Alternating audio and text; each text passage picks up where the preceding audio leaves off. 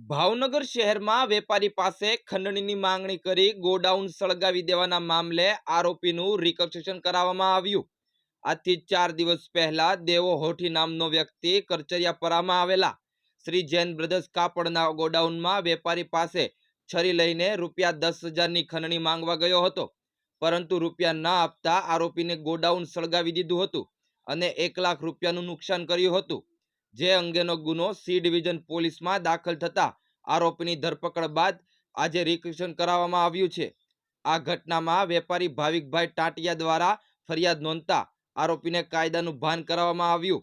Bureau report, Bhavnagar.